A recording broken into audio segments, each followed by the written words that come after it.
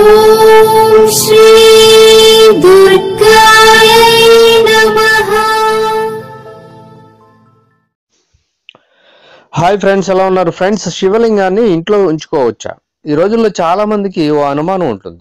ఇంట్లో శివలింగాన్ని ఉంచుకోకూడదు అని అంటారు. ఒకవేళ ఉంటే రోజు అభిషేకాలు చేయాలి, లేకుంటే ఏదో ప్రమాదాలు జరిగిపోతాయి అనే అపోహ ఉంటుంది. శివలింగం గురించి ఎవరు పడితే వారు ఏదో విధంగా చెప్తూ ఉంటారు. మరి శివ పురాణం ఏం చెప్తుంది?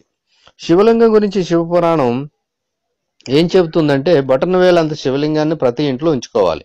శివాలయం లేని ప్రాంతంలో శ్మశానం కూడా ఉండకూడదు.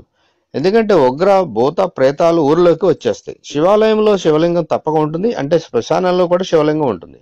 శ్మశానంలో ఉంటే మీ ఇంట్లో ఉండకూడదా? ఎవరు పడితే వారు ఏదేదో చెబుతూ ఉంటారు.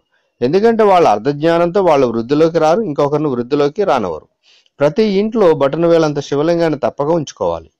ప్రతిరోజు మంచినీళ్లతో అభిషేకం చేయాలి, లేదంటే ఒక కొత్త వస్త్రంలో నీళ్లను వడకట్టి ఆ నీళ్లతో చేయాలి. ఒక్కొక్కసారి చేయలేని పరిస్థితి ఉన్నా చేయకున్నా పర్వాలేదు.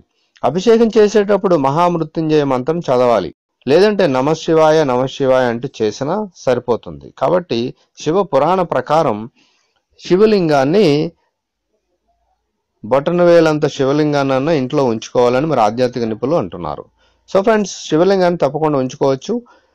సో ఫ్రెండ్స్, ఈ వీడియో లైక్ చేయండి, షేర్ చేయండి, తప్పకుండా నా ఛానల్ని సబ్స్క్రైబ్ చేయండి. సబ్స్క్రైబ్ చేసుకున్నారు, బెల్ ఐకాన్ క్లిక్ చేయండి. Thank you for watching friends.